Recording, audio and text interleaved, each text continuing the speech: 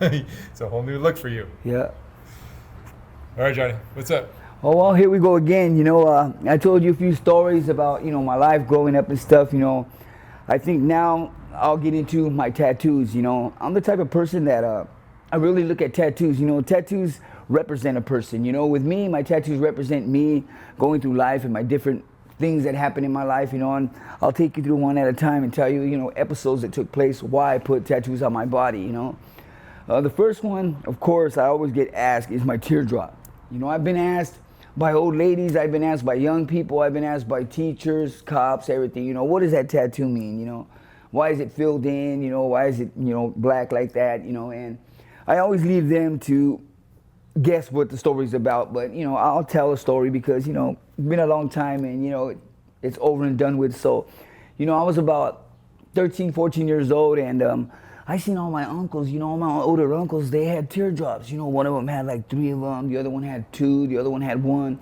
All my uncles had teardrops, and I was wondering, why do they got teardrops on their face? What did they do? So I was on my youngest uncle, and I was asking him, he had a teardrop, and I was on, he had 3 of them, my youngest uncle, and I told him, hey, I want a teardrop, and he's all, nah, you ain't ready yet, and I'm arguing with him, and I'm on him every day, every night, man. Every time I see him, I'm like, man, come on. I want the teardrop, And I'm real young, and he's telling me more or less, nah, man, my mom's gonna get mad. That's my grandmother, She's gonna get mad. No, she won't. I told him, no, she won't, man. I just want to get it. I want to get it. So he said, okay, well, we'll see, maybe this weekend. So the week goes by, I go to school and everything, and I got my heart set on getting my tattoo. So whatever he's gonna ask me to do, I'm gonna do it because I want to earn my tattoo. Well, first of all, he tells me, okay, look, you're going to do something today that, a lot of people don't do until they're 18, 19 years old. You're going to put in some serious work. And I was like, man, I don't know if I'm ready for that, but, what do I got to do? Well, he took me to the backyard, we went to the spot, where he had his things. And we went over there, and he opened this brown suitcase that he used to have. It was real small. It had like gold trims on it. It had a big lock on it. And he opened it up. And when he opened it up, I seen that he had a few different types of weapons in there. Yeah, he had a 38 special over here. He had a big old knife over here. He had like a sword over here and a machete over here. And he's like, okay, you're going to pick one of these and you're going to use this tonight. You're going to earn your teardrop. And I'm looking at the knives, and that young, I wasn't really into stabbing people yet. I hadn't been stabbed yet or nothing, so I wasn't really into stabbing a person, you know what I mean? Beating a person up wasn't really nothing. I already had did that, but they wanted me to do something that I hadn't did. They wanted me to go do a shooting, you know what I mean? I didn't want to do a driver because I didn't want to shoot the wrong person, you know what I mean? I didn't want to shoot the wrong person, period, you know what I mean? I wanted to get somebody that was, messing with my hood, writing on the walls, coming down, gangbanging on us, shooting at us. And at this time, a lot of shooting wasn't happening, you know what I mean? There wasn't a lot of gunplay yet. This was like 87, 88. There wasn't like drive-bys or anything was in yet. So a lot of things was either people were getting bumper jacked, they were getting stabbed, you get jumped.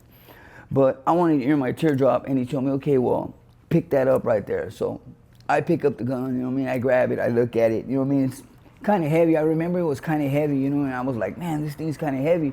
What I was worried about was, I always seen in movies, and I see when people fire a gun, I always seen the recoil action, I was worried about that because my older homie, he had went and did something, and I guess he had a big gun, and he had fired it, and he gave himself a black eye, you know what I mean? And I was like, whoa, I don't want to, I asked my uncle, hey, I don't want to shoot this gun, it hits me in my face. He's like, what are you talking about? I said, it's a big gun. He goes, no, it's not going to do that. So he took me to the backyard, and he had set up in the garage, he had set up about 6 pieces of plywood and a mattress, and he used to test fire his guns inside that mattress.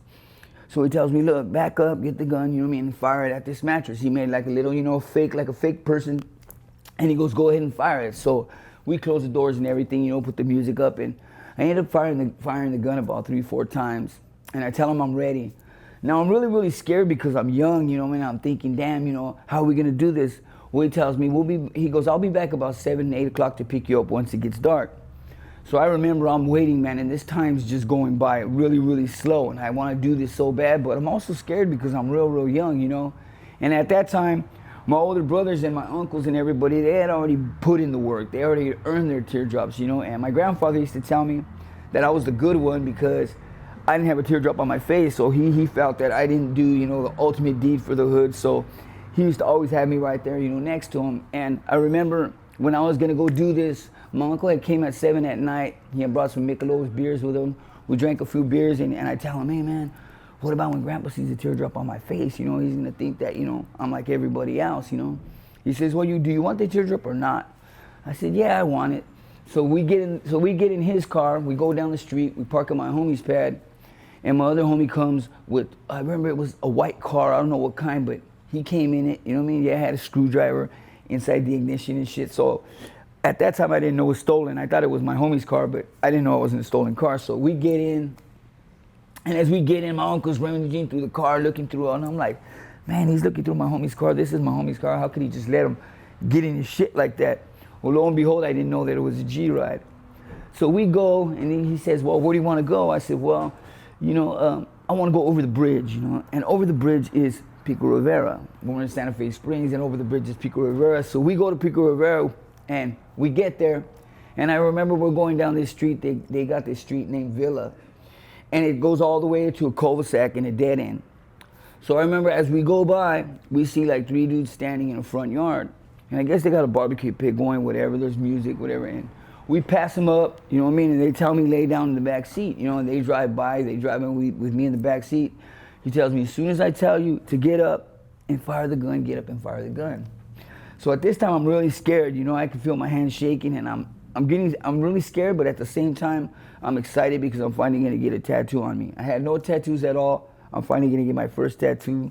I can't recall if I'm 13, 14, 15. It's one of those years, but I'm really, really scared, man. And, he tells me, hey, come on, man, you ready?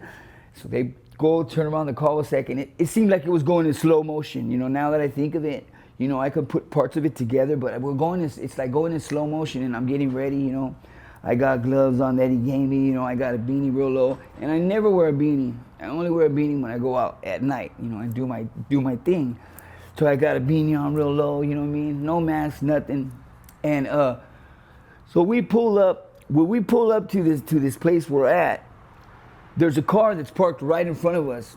And what my homie does is he gets right on the car, like right at the tailgate of the car, and he tells me, there's a guy in a white shirt. Get the guy in the white shirt. There's a guy. I remember when I look up, I peek over the window where the windows at. I peek up and I look, and I see a guy in a white shirt, and he's lighting something. I don't know if it's a joint or a dipper, but I remember he's lighting something, and he goes, "Go in.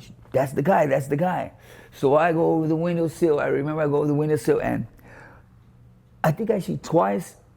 And I missed the dude completely. I missed him completely. I mean, I don't know what it was. I mean, I pointed the gun and everything, but it missed him completely. I remember the dude drops whatever he had, the cigarette, whatever, and he stood there for a minute, and then he turned to run, and when he turned to run, they're telling me, fire, fire. So again, I go and I fire again. The next thing I know, I see dude fall down. I don't know if I hit him.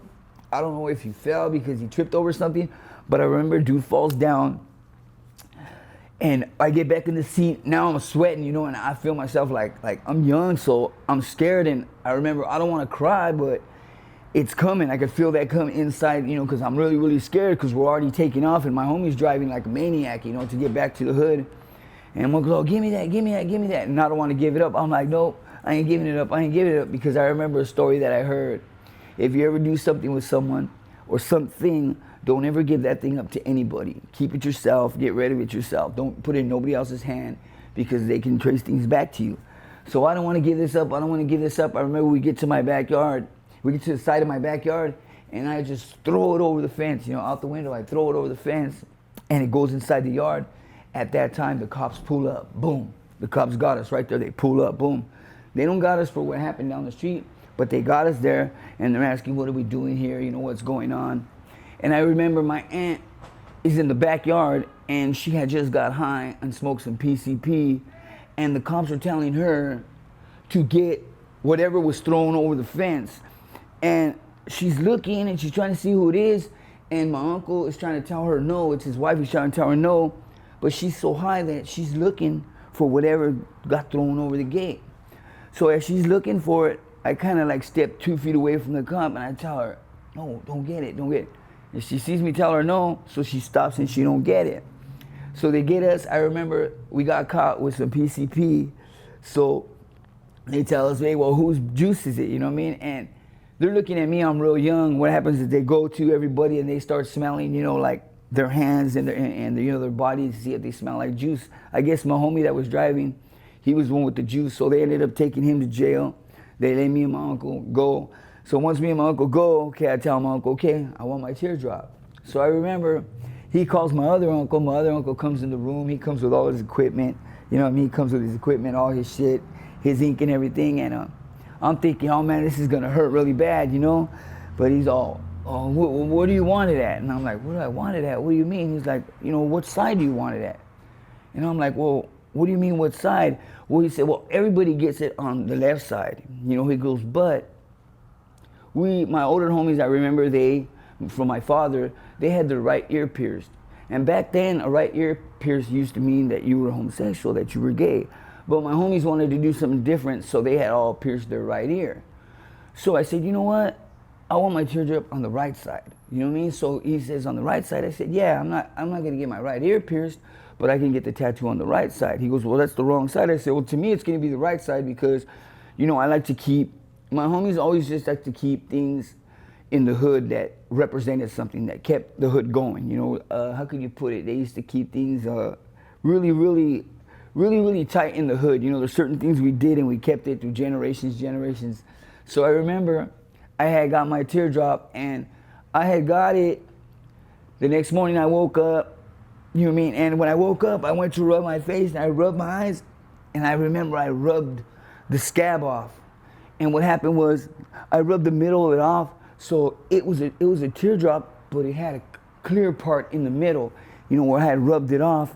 The ink didn't stay in. So now I had a teardrop on my face with the middle missing. So I had to walk around like about 2 months with getting a ballpoint pen and filling in my teardrop. So a lot of people used to think it was fake, you know what I mean? And I remember I used to fill it in every time I went out. I used to get the little ballpoint pen, the blue one, and I'd fill in my teardrop. Well, as soon as I got my teardrop, I had stated before, all my family cried except my grandmother. And my home used to trip because I was young. I was 14 years old, you know what I mean? I had a teardrop on my face. And I remember people used to ask me, what does that teardrop represent, And I was young, I didn't want to say nothing. And they used to say, does it mean you lost somebody? Or does it hadn't meant that I did time because I was only 14 years old. So they could eliminate that. But I remember this one old lady. I remember I was walking down the street and I used to see this old lady all the time, and I always used to pass her. Well, once I got that teardrop on my face, I noticed that old lady that I used to pass every morning would cross the street when I would come down it. And she barely had started doing this. So I was wondering, why is this old lady all of a sudden crossing the street? I mean, did she hear something bad about me? Because I used to clean her yard and do stuff like that, and she used to pay me. So one day I went to her house because she used to sell sodas and juice and shit out of her house. I went to buy a soda and she acted kind of funny with me. And I had to ask her, I was like, excuse me, ma'am, did I do something wrong? Because I noticed that when I walked down the street, you crossed the street now. Before you used to stay there and I used to pass by and it was nothing. She said, well, to be typically honest with you, I see that you got a new tattoo, and I really didn't notice that a tattoo on your face is noticed by a lot of people. Me, when I look in the mirror now today, or before, after I got it, I didn't see it. I didn't see the tattoo. The tattoo wasn't there. But I remember, a lot of people just stare at me, and I'd see their eyes look at me, and then look at my teardrop, and then look back at me, and then their whole demeanor would change.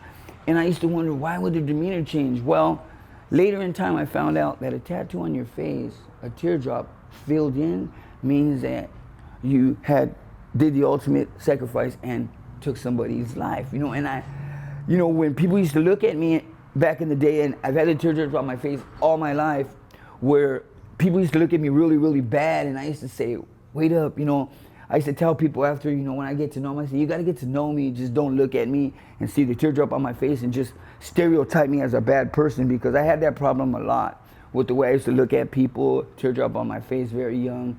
People used to look at me and they used to tell me, after they met me, they used to tell me, man, when I first seen you, I didn't want you to kick it at my house. I didn't want you to come around. I didn't want to be around you because you look like the type of person that would start a lot of shit. And I was like, that wasn't the person I was, They had to get to know me before, they can judge me. And they used to judge me on my teardrop a lot. So, once I got my teardrop, I wanted my next tattoos. And my next tattoos, of course, I wanted the hood. Did you kill that guy? I mean, to tell you the truth, It's like you just shot him. I can't say today if I did or I didn't. But the whole thing about it was I seen him fall.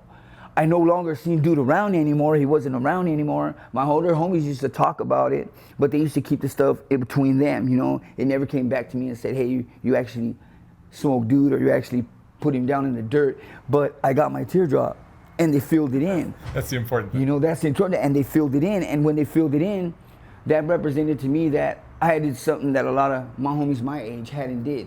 So when I had my teardrop, I wanted to earn my frogs. And I knew that to get a frog on our body, the way we did it in my hood was you had to earn that frog. You had to earn it. You couldn't just put a frog on your body, because if you put a frog on your body and you didn't earn it, my homies would deal with your ass, regardless of who you were, you know what I mean? And there was my homies walking around with 2 frogs, 1 frog, I just wanted a frog on me, you know what I mean? And I wanted it, and I used to think, where am I gonna get it? First I was gonna get it on my neck real big.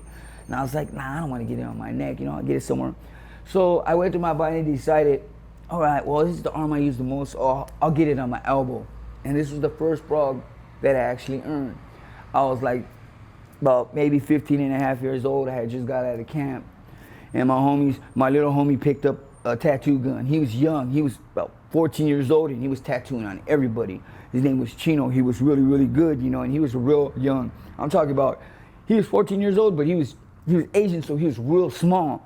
But he used to get down on the tattoos, and I remember I told him, hey, man, I want a frog. He's like, well, did you already go and do your thing? I said, nah, I'm going to come back next week, and I want my frog. So I wanted to see how am I going to earn my frog? What's going to happen, you know what I mean? So I went to my backyard, and I said, you know what? I already used a weapon. Now I want to make something where I can actually beat somebody's ass with it real, real good. So what I did was I went to my backyard, and I found a leg to a table. Now this leg was an old table, so this leg was really, really thick.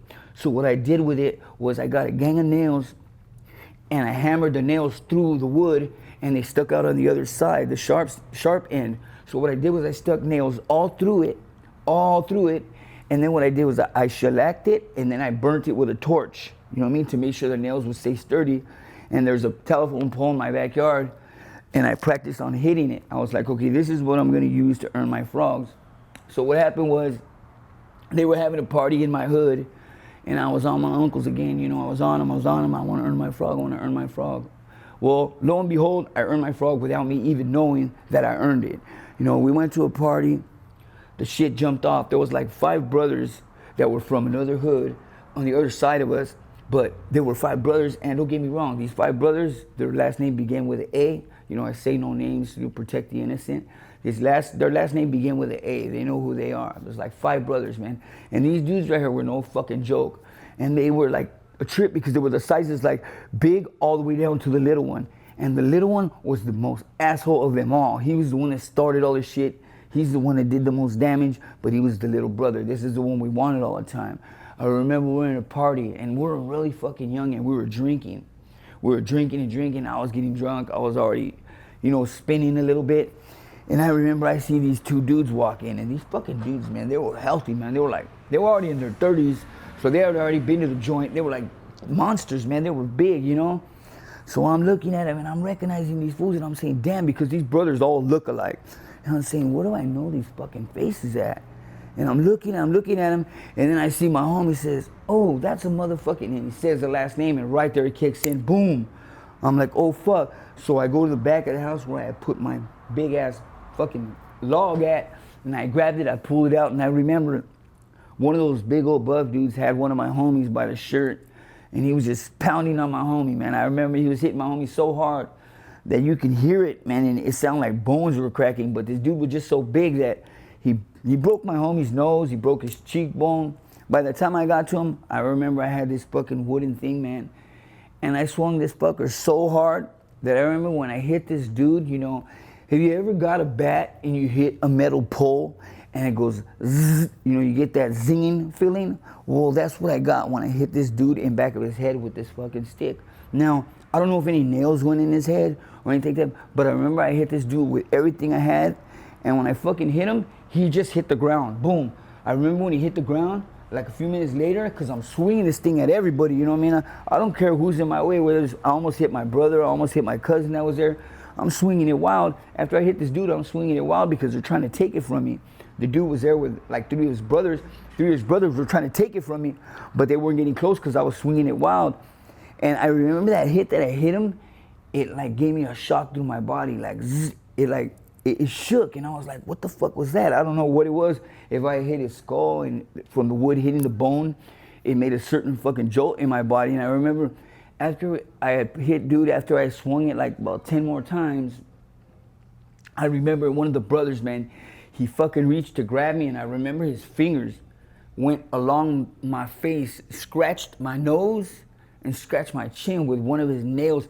He went to grab my face. When I had that pole, he didn't give a fuck. He went to grab my face, and I remember his hand just sliding across my face, you know, and I don't forget that because I tell myself, man, if that dude would have fucking been able to grab me, he would have probably just broke my fucking neck because he was so fucking big, you know what I mean? And I felt his hand just, you know, now I think about it, I remember, man, he left a little cut on a little scar on my nose, and I remember this dude was so big. Then when he fucking went to grab me, pushed me at the same time, and I fell to the ground. When I fall to the ground, I see these two dudes on one of my homies, and they're doing a number on him, man. They're doing a number on him so bad.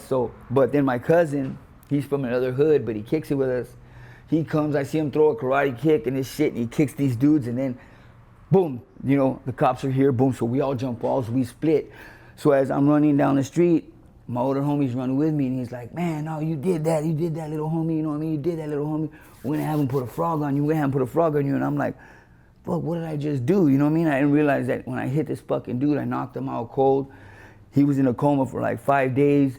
You know what I mean? His mom came to my grandmother's house and was complaining. They had blamed my youngest uncle for it. They didn't blame me for it, they blamed my youngest uncle. He did go to prison for that.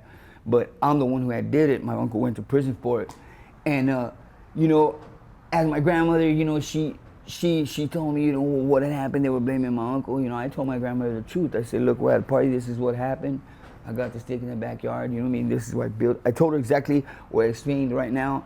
You know, that I built it and everything. And I hit that dude. Boom. There came my frog. I remember we were kicking it. They tell me, hey, come inside at one of the spots in my hood. I go in there. My little homie's in there. He got the needle already. He's all, you ready? You ready? He has a few patterns of frogs, and I remember I'm looking through them, and I go to the poison dart frog. It's from Africa. That's this one.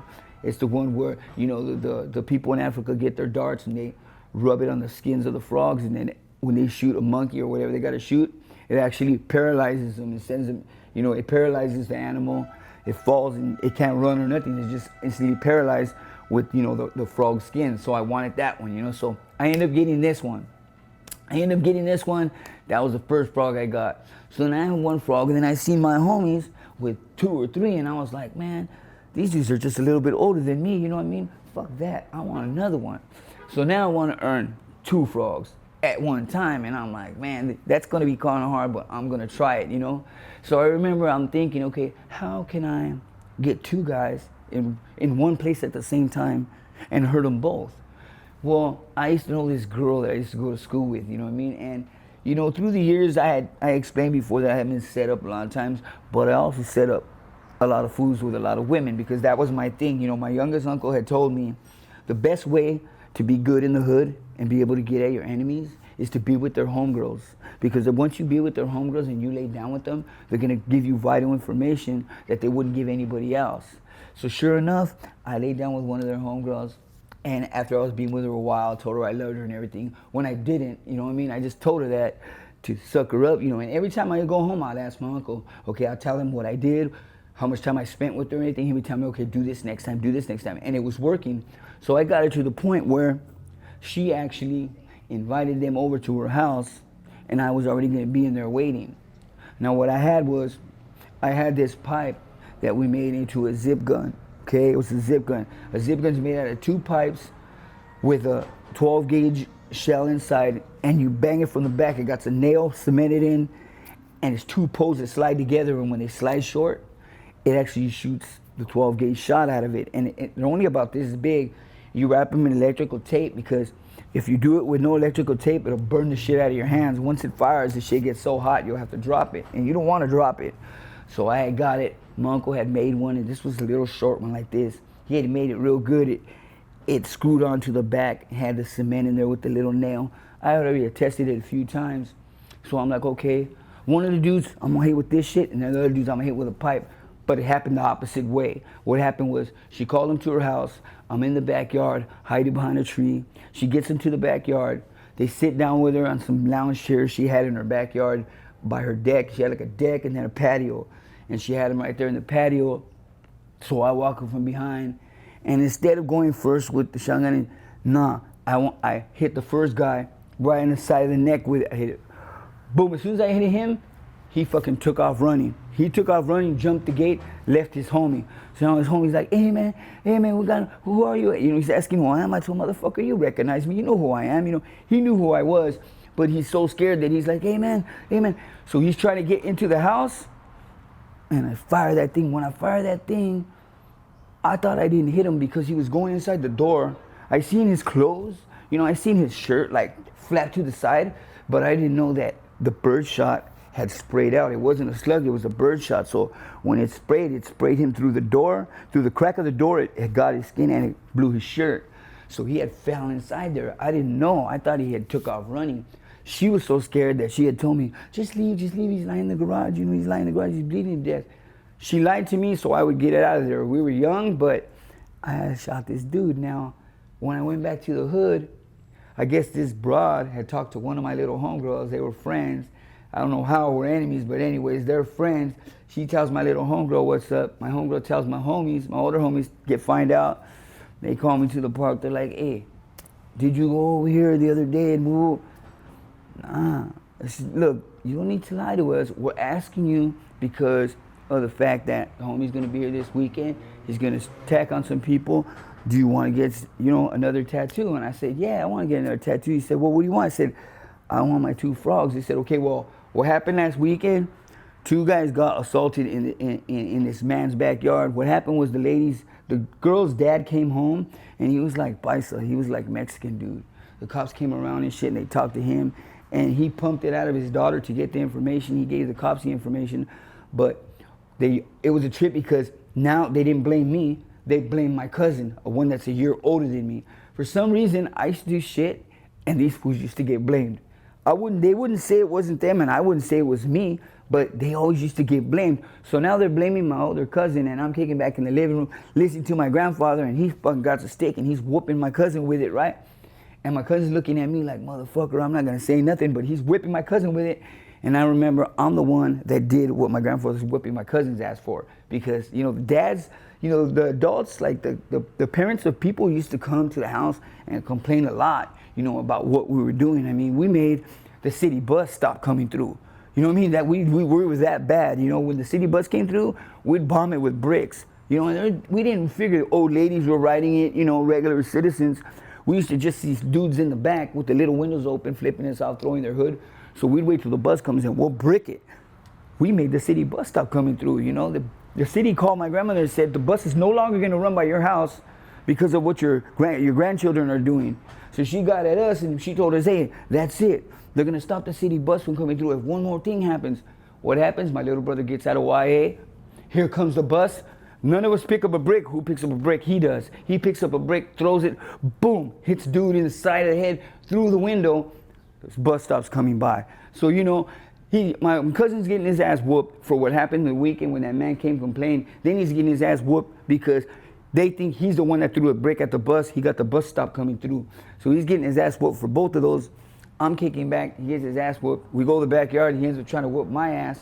But my uncle gets on his ass because I'm going to get my tattoo. You know what I mean? And my older cousin, you know, he's my main man, right? He's my main ace deuce in the hole. You know, me and him are really, really tight now. You know, we're like 2 in the family that we don't give a fuck what anybody else says. It's what me and him say, you know. And I remember he was getting that ass whooping. After he got it, he tried to whoop my ass, and I told him, hey man, I didn't say anything that you or anybody. He goes, why am I always getting blamed for shit you do? I said, I don't know if they mistake me for you, but all through my life, they would blame my cousin for the shit I would do. And sometimes I would have to correct the record and say, wait a minute. He didn't do that shit. I did that shit. You know what I mean? And I thought I was doing something good when I was really doing something bad, but I felt like, fuck this. I'm the one putting in work. they gave me this motherfucker the credit, you know what I mean? And I'm the motherfucker doing all the fucking dirt. And I was getting mad, you know, so they had blamed him for that. I went to the party, boom. They showed me the patterns, what do you want? I had picked my 2 frogs. I wanted one frog to be watching out for the other frog. You know, this is the frog that's putting in work, this is the guy that's watching out for him. You know what I mean? And I seen these on a cup. You know, they had a cup in a magazine, and I told my homie, I want these 2 frogs. And my homie just be able to look at it and go. So he gave me my 2 frogs. When he gave me my 2 frogs, now I had 1 and I had 2. And I said, okay, well, I didn't want to stop there. I wanted to get at least 7 on my body. I know I got 1, 2, 3, 4, 5, 6, 7. Yeah, I got 7. I got 7. And then I got, what do you call it? What is it called? You know, as from a tadpole all the way up to a frog, and then the bones. You know, evolution. I got evolution running down my spine, and their tadpoles get bigger and bigger. You know, 1 tadpole, then a tadpole with 2 legs, then 4 legs, then a frog with a tail, and then a frog, and then bones all the way down my spine, you know. And I'll get into that one right now, how I earned that one. But I wanted some more frogs, and I remember I wanted 2 on my shoulders. I wanted them to sit on my shoulders. I'm a Gemini, so I wanted 2 frogs that were twins, but you had to make just a little difference. So what I did was I put a black dot inside one of them. So, you know, twins are always identical, but something's always different. So I wanted to earn these. How I earned these was at school. I didn't give a fuck. I went and with a Mossberg shotgun, I shot at the school. This is not a big school, not a public school, but a continuation school where when you got out of Hawaii or you got at camp, they send you to this school and it's only 2 classrooms. Well, these fools, it's in my hood, and these fools were kept gangbanging. I finally said, take me over there. My homie took me in his Toyota truck.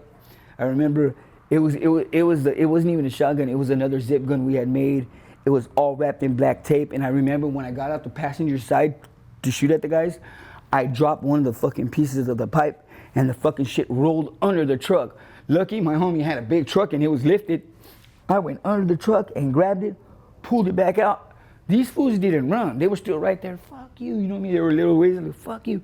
So I came around the truck and I said, man, fuck you. Boom, man. I remember that shit like a big old fucking, I don't know where the fucking smoke, but like a big old cloud of smoke came out. You know what I mean? People were screaming, girls were screaming, dudes were running everywhere. My homie's like, get in the truck, get in the truck. I'm like, fuck that, give me another fucking shout. He's like, get in the truck. It's broad daylight, it's like 2 in the afternoon, broad daylight. Get in the shower. He finally throws me another shout, I get it put in. Boom, I don't even think anybody's there, but I'm like, fuck this. Boom, I shot at the school at the front, two glass doors. Boom, I missed the whole shit, hit the side of the wall. How I found that afterwards when I went to school a year later. I remember I shot at this school, so I wanted to look to see where I had hit. And I only found 1 spot. So as the time went by, oh yeah, you heard somebody got shot over here by the school, got bird spray on his back. And I was like, so then my homies caught it, they put it together, and they were like, okay, next week. And it's like they used to do it every other week, and they would have a party, a tattoo party. So they called me, they're like, hey, were you the one that did? And I used to deny it. Nah, it wasn't me. You're lying. Tell us what happened. Homie said he took you over there. You know, my homies, I used to tell my homies when they used to drive me places, first of all, I used to pull a gun out on them. That was number 1. I pull a gun out and tell them, you're taking me. If you ain't gonna take me, you're gonna take me. You know, because a lot of my homies would be like, no, I'm not taking you. Because they didn't want to go do this deed that I wanted to pull. And they knew once I got a little bit tipsy and I had a gun, we were gonna go fucking gun somebody down and you were gonna take me. I've had a lot of my homies tell me, nah, I ain't taking you. You're taking me, motherfucker. You know, and they'd be like, oh, Johnny, why you gotta do that? Get in the car. You know what I mean? I'd have to practically kidnap my homie just to take me somewhere. And when I went from the morning all the way to the night, non-stop all the way through until I found someone. I found somebody through the middle of the day, and that's the end of it. But one time I went from 11 in the morning all the way to 11 at night, and I finally caught somebody at 11 at night. It was the last street we were going through. So, you know, I used to pull guns out of my homies and threaten them, you know, in the park, like, get in the fucking car. And they'd be like, why are you doing this? Why? Just get in the fucking car. We'll get in the car, and then I would explain to them, look, man, you know what I mean? I need somebody to take me. You're the one with the car. You know, I'm not going to go steal no fucking stolen car. I don't got time for all that. I got to handle some business. It's serious. Let's go. And my homies used to take me, even though it was under distress. I used to make them take me. And a lot of them were mad at me through the years because of that. You know, a lot of them used to say, why you got to threaten me to take you places? And I said, tell them, because you motherfuckers don't want to take nobody. you're the one with the car, man. I'm not gonna fucking ride a bike and go fucking shoot at somebody and get caught down the street. You got a car, we got time to get away. There was a couple of my homies that had cars and they were down for it, but a lot of my homies had nice cars and they felt that they were just gonna kick it in the hood, look good and be there for the girls. No, what about putting in the work? What about representing the hood, you know? Had a lot of homies that didn't want to do that, so I used to have to force them to do it. And I was known to pull guns out on my own homies and make them take me. Well, to earn my 12 here, I made my homie take me. We were in the park. I remember we were sitting there, had a bottle of vodka, and I was sipping it. And in the park, you know, it's open, and there's a lot of homies and shit kicking around. And I got me a little, you know, I got me only a little 25, and then I'm kicking it, and I'm like, I look at my homie, and I tell him, hey, though, you got your car right here? Oh, no, Johnny, come on, you got your car right here, though? And I'm already feeling a little faded. I just pull my gun out. What's up, motherfucker? You're gonna take me. I remember my homegirl's like, why you always do that, Johnny? Why you? I go, shut up, bitch. You know what I mean? Before I make you take me. And she's like, she shut up real quick because she had a car too, and she know I'll make her take me. So anyways, my homie took me. I'm glad my homie took me because what we had did was we went, found some foods, I lit him up. And after I did that deed, my homie that was driving the car, he became someone totally different. From a lame and a lot that didn't even want to put in work, that didn't even want to gangbang, he became to a full-fledged gangbang bank robber. He did a gang of time, you know what I mean? He's known in my hood. After I did that deed with him, it just took that little push to set his heart on fire. That's what I say. I set his heart on fire with just a little push. I just wanted to show him, this is how you do it. You know, everybody says they could do it this way. Let me show you how it's done. And when I showed my homie, you know, through the years, it showed in him, I seen in him a dramatic change, you know, because he used to get punked by my homies. They used to take his car, they used to take his bud, take his drugs. After I did that with him, they weren't touching him. You know, now he had a strap on him all the time. He'd wanted to take people to go put in work. He'd go by himself, park his car, light somebody up, get back in his car and take off. So, you know, I was kind of glad that I gave my homie that push. Now that I'm a little bit older and I think about it, maybe that was a little wrong of me due to the fact that I changed his life dramatically. Like, you know, he did fucking 7 years, then he did 9 years, you know, and before he wasn't even going to jail. He had a wife and kids. Now he's on his third wife, who got like 15 kids, you know what I mean? He got a gang of felonies, you know, and always when I look at him, I feel bad a little bit, but then at the same time, I feel good because my homie grew into something that he wasn't gonna grow into in the beginning if I wouldn't have took him. And I took him under distress. I say distress because they went under distress. They didn't want to go. So I ended up getting my shoulder frogs. But I got my shoulder frogs in jail. You know, I got them, they hooked them up, you know what I mean? And I was saying, okay, I got all these, I wanted one more. And I was like, man, I was already like 30-something years old. And I was like, man, that's kind of old to be out there doing the deed, man, 31, you know? But then I seen my homie, he was like 42, fucking big old pants, Pendleton, fucking a hairnet, all tacked up, still gang member, and he's like 42 years old. He's already a grandfather. That fool still gang banged out, and I'm like, okay, that gave me the right feeling to earn my last frog. My last frog wanted on my side real big, you know what I mean? And I wanted to earn it right. And I remember I'd already earned one, firing a gun. I'd already earned another one, hitting a motherfucker with. But now I wanted to earn one by poking somebody, letting the air out of them, you know? And I wasn't gonna hurt them bad. I didn't look to go take anybody's life. I just wanted to stab somebody to see how it actually felt, because I used to see my homies used to come, oh man, I stabbed that fool like 15 times. Oh man, you should have seen him more. And I'm listening to it like, wow, you know, how could somebody just 15 times on somebody, you know? But once I was going to earn the side one, I had got stabbed first. When they stabbed me, that clicked the light on in my head where, fuck that, if they're gonna stab me, I'm gonna stab everybody else. So that's what I did. Once they stabbed me, when I healed up, I went, got me the nicest buck knife I could find, sharpened that fucker so sharp, like cut hair, that shit was so sharp. I grabbed it and I said, okay, now it's time. Boom, I took it, put it in my back pocket. Boom, we went to Uptown Whittier. We went to the Whittier Festival. The Whittier Festival. They got a fucking carnival and shit that's going on, you know? And we're rolling up there like, man, we're like fucking 30 deep. There's like 30 of us. We're rolling through the street, I remember it. Man, the cops were coming and they would just turn around and go the other way. And I was like, what the fuck? why ain't these cops pulling us over? You know, I guess because there was so many of us, they had to group up and get enough cops to come and get us. So we're walking to this festival, and I remember I see the festival kind of upward. You know, I already got shot at like about 5 minutes before by some fools I thought were my homies. I thought they were my homies coming out because there was so many of us. I thought my homies were coming out the alley. It was my enemies, and I'm over here. What's up, homies? Come on, dog. What's up, homie? Until we got close, and I said, what the fuck? That don't look like none of my homies. Dude pulled out a cannon and just boo, boo, let me have it. He missed me, but he let me have it. He unloaded that big ass cannon. I remember the fire was coming out that shit, and I was trying to zigzag and run. I heard pew, pew. You know, I see my other homie fall. I thought he got hit, you know, in the chest because the way he fell, but it wasn't that. He just jumped back because the dude was firing. Well, after dudes ran and shit, that's when the cops came and then turned around and left. We get up to the festival, we're kicking it, and I'm looking around. Boom, I spot this fool, man. I spot this fool that I've been wanting to get for a long ass time. And I say, here it is. Here's the motherfucker I'm gonna get. All I did was I circled around one of the little fucking places that sell hot dogs and shit. Circled around there, talked to this broad that I know from school. Hey, what's up? I talked to her real quick. I'm watching this fool. He gets in line to ride that big old fucking Ferris wheel. And I said, fuck it, I'm just gonna run by and just, but I didn't even have to do that. All of a sudden, shit kicked off over here with my homies in another hood. They started getting busy. Security all started running towards them. Dude was over here looking, see what was going on. I just crept up from behind him, and I just gave him one good one. That's all it took, too. I don't think dude died. I know he fell on the floor. I know he was bleeding like a motherfucker because one of the security guards tried to grab me by my shirt. Once I stabbed him, the security guard seen it. I backed up to look to see if I'd have to stab him again. Fuck no, he was on the ground already holding his side. A security guard came up. I remember he was a big, tall, black dude.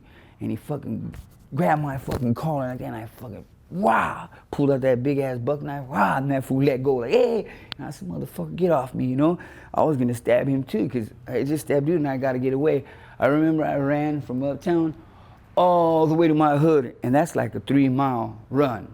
And I didn't stop. I didn't stop one time. My chest was hurting. I couldn't breathe. I had to lay down like a couple of times when the cops came by because it was cops going through. I laid down in a flower bed for like 15 minutes, you know, with just a little brick flower bed. You could barely lay in there where the cops can't see you.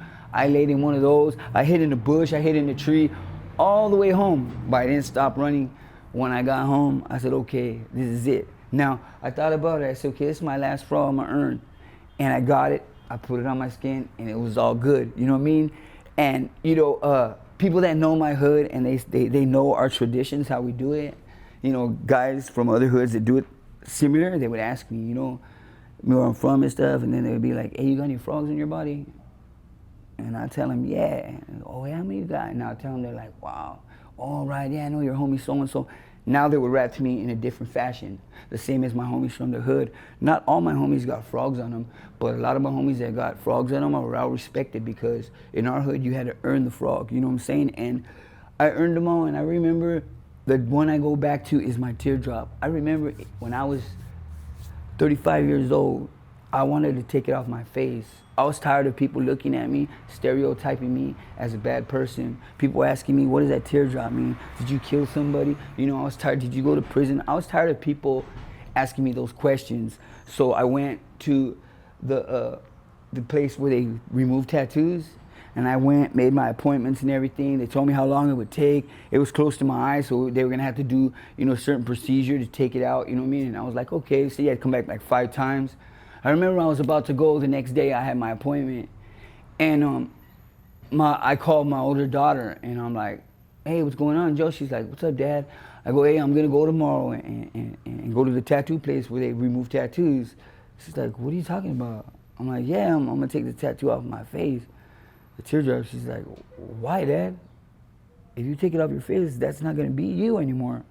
You're gonna be somebody else. And I was like, what do you mean? She's like, yeah, Dad, I mean, that's how I know you, you know? I know that's you. Even if I see you from a distance, I see the teardrop on your face, I know that's you. You know, even if you have a mask on, I can know that's you because I see the teardrop on your face. That's how I know you, Dad. I don't know you any other way. And when she told me that, I was like, but don't you want me to take the teardrop off my face? She said, no, don't take it off your face. If you take it off your face, you're gonna be somebody else.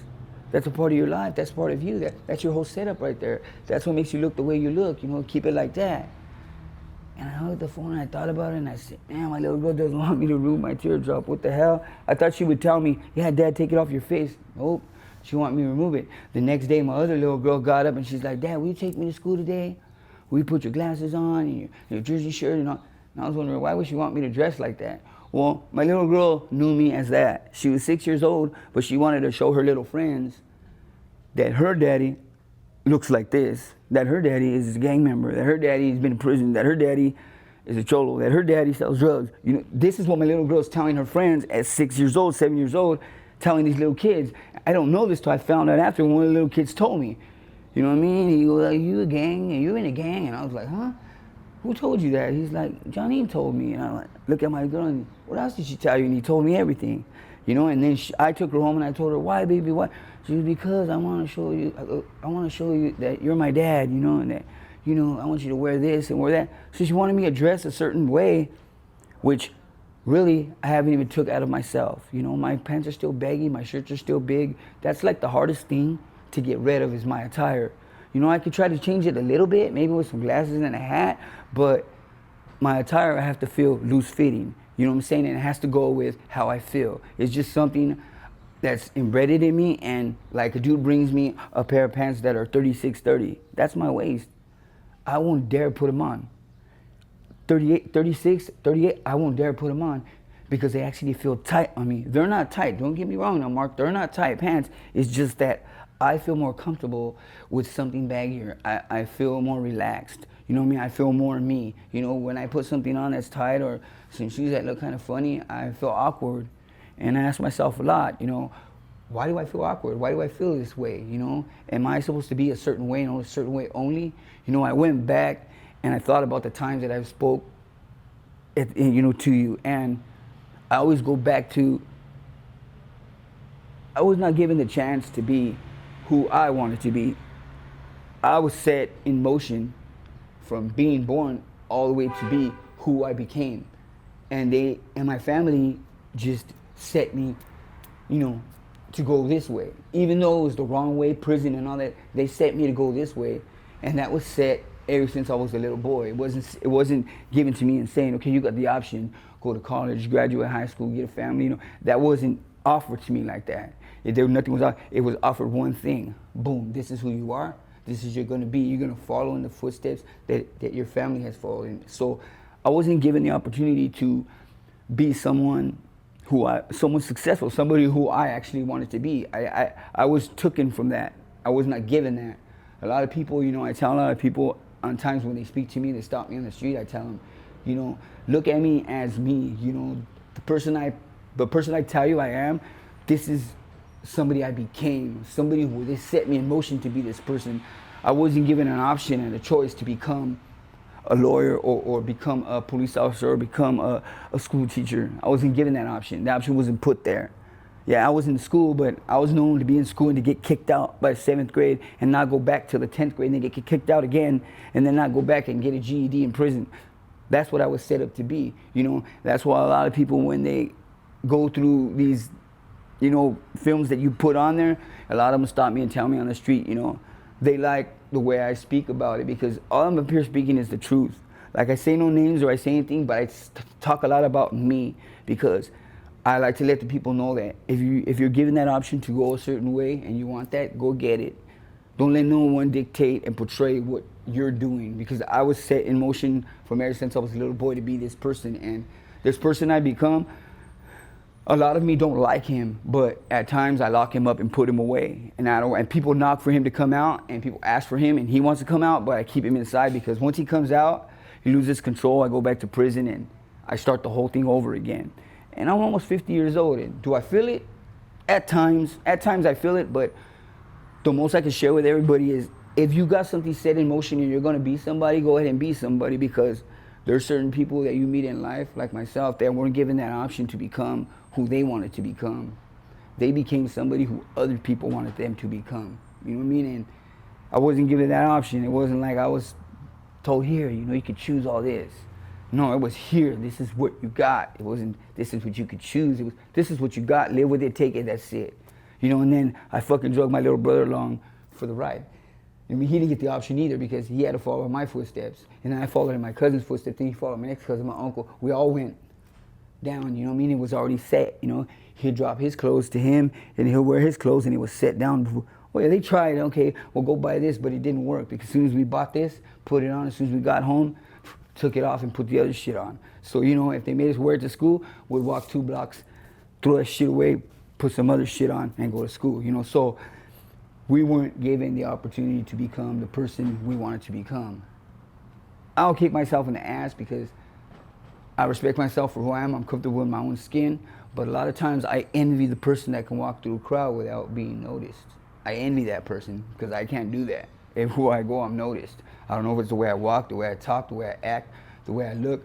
I don't know, but I envy the man who can walk through a crowd and not be noticed. I wish I could be that man for one day, just to feel how it would be to be someone else, because I know who I am. You know what I mean? I always say that I don't look over my shoulder. Lately, I've been looking over my shoulder, and I don't know why, but lately I've been looking over my shoulder. You know, it's just a feeling I have, but I never look behind me. But lately, I have been looking behind me because shit gets thick sometimes. You know, people get upset, jealous. Haters are a motherfucker, and they will mix you a lot, even what you don't want. But this is the hand I've chosen. This is the hand I was dealt. All I can do is fold it. I'll never fucking put my gloves up. Never. I'll fold my hand and I want to deal me another one. You know what I mean? Deal me another one. Because every time I get a hand and I go to play it, it costs me a whole lot. It costs me years in prison. It costs me my wife, my kids. So all I do is I fold my hand, deal me another hand. You know, and they deal me another hand. Sometimes the hand looks good and I'll bet on it. Sometimes I'll lose. Sometimes I'll win. But again, I leave you with, if you got the opportunity to be somebody else, you don't want to be me. You don't want to be this person. You don't want none of these attributes in this life you have to deal with in the long run. I mean, I'm almost 50 years old and still I watch motherfuckers because I don't know what he's thinking or what I did in the past that might come and haunt me. You know, it's a motherfucker, you know. But that's what I got for you today, Mark, huh? All right, Johnny. I told you, Mark, I got a gang of them, man, all kinds of different ones. Man, I just got to, you know what I mean, go through my head, Mark, you know. You're always interesting. I got all kinds of them, Mark, man. I just got to go through my head and think about them.